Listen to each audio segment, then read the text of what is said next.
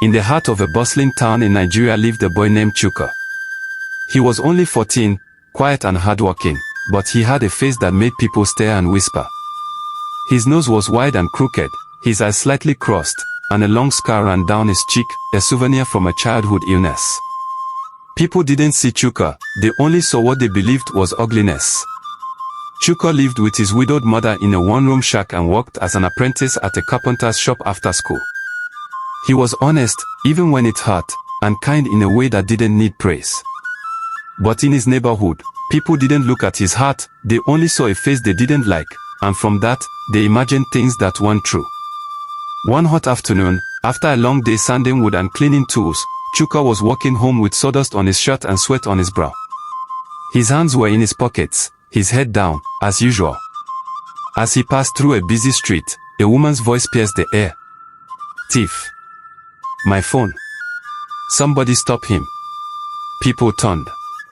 I scanned. And then they saw Chuka. There was no evidence. No stolen phone.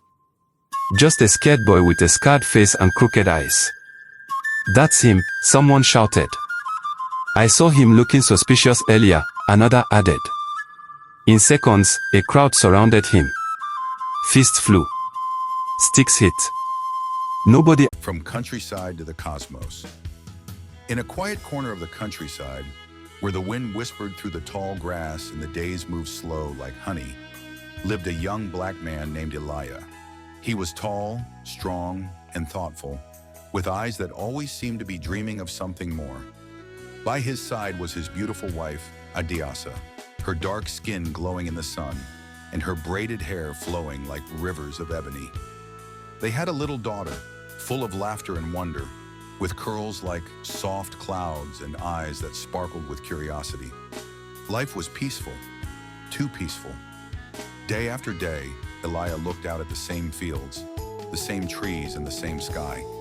One evening, as the sun dipped low and painted the sky in gold, he turned to Adiasa and said, "Let's do something different." She raised an eyebrow. "Like what?" "Let's travel. Not just around here," he said with a grin. "Let's travel the world."